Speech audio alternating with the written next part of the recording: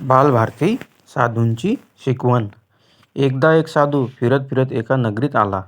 रात्री तो राजमार्गावर झोपून राहिला. सकाळ झाली तरी तो तेथेच झोपून होता. सकाळी त्या मार्गाने एक शिपाई जात होता. त्याची नजर त्या झोपलेल्या साधूवर पडली. तो साधूजवळ गेला आणि त्याला अद्वता बोलू लागला, "अरे, काही अक्कल आहे का नाही तुला? खुशाल राजमार्गावर झोपला, चल निघ इथून." साधूने डोळे उघडले, शिपायाकडे पाहिले आणि तो स्वतःशीच पुटपुटला, "तरीच." पण जागचा हलला मात्र नाही. शिपाई संतापला. तो गेला आणि फौजदाराला घेऊन आला. फौजदार साधूला म्हणाला, "अरे भल्या माणसा, ही काय झोपायची जागा आहे होय? पलीकडच्या धर्मशाळेत जाऊन झोप." डोळे किलकिले करत साधू पुटपुटला, "तरीच." साधूच्या या तरीच शब्दाने फौजदार भांबावला. त्याला कसलाच बोध होईना. तशाच भांबावलेल्या अवस्थेत तो तेथेच उभा राहिला. याच वेळी त्या मार्गाने राजा घोड्यावरून जात होता. साधू जवळ येताच तो घोड्यावरून खाली उतरला. त्याने साधूला वंदन केले व विनयाने विचारले, "महाराज, आपण धर्मशाळेऐवजी या रस्त्यात झोपणं का पसंत केलंत? आपलं एखादं दुःख प्रकट करण्यासाठी आपण असे रस्त्यावर पडून आहात का?" साधूने डोळे उघडले. राजाकडे पाहून त्याने स्मित केले व म्हटले, "तरीच." राजा आश्चर्याने उद्गारला, "तरीच?" तेवढ्यात शिपाई पुढे झाला. राजाला मुजरा करून तो म्हणाला, "महाराज, मी याला रस्त्यावर का झोपलास असं विचारलं, तेव्हा हा मला देखील नुसता तरीच एवढंच म्हणाला." भांबावलेला फौजदार देखील पुढे झाला आणि तो म्हणाला, "महाराज, मी या साधूला धर्मशाळेत झोपण्याबद्दल सांगितलं, तेव्हाही तो फक्त तरीच एवढं बोलला."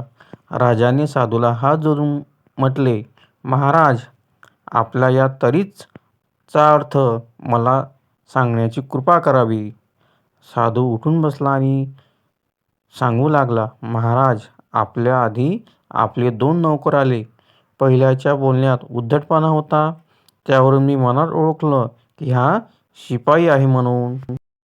त्याला म्हटलं, 'तरीच तू असं बोलतोस?' नंतर आपला दुसरा नौकर आला. त्यानं मला कायदेशीर भाषेत धर्मशाळेत जायला सांगितलं.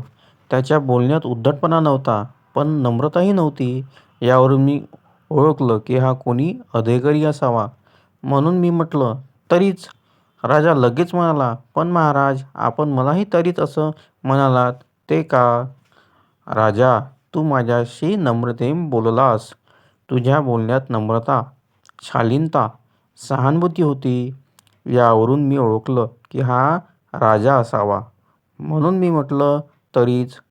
राजा म्हणाला, "महाराज, माणसाच्या बोलण्यावरून आपण योग्य परीक्षा केलीत. आपल्या 'तरीच' या उद्गाराचा अर्थ मला कळला. पण धर्मशाळेत झोपण्याऐवजी आपण रस्त्यात झोपून कोणतं सुख प्राप्त केलंत ते माझ्या लक्षात येत नाही. ते लक्षात आणून दिलंत तर मजवर कृपा होईल." राजा, "एक धर्मशाळेत घाण आहे, हा रस्ता स्वच्छ आहे. या रस्त्यावर झोपल्यानं स्वच्छतेचं सुख मला मिळालं." साधू म्हणाला, "पण रस्त्यापेक्षा धर्मशाळेत घाण का असावी?" राजा, "राजा, या रस्त्यावरून तुझी स्वारी नेहमी येते जाते, तेव्हा रस्ता स्वच्छच ठेवला पाहिजे, हे आपले सेवक जाणतात."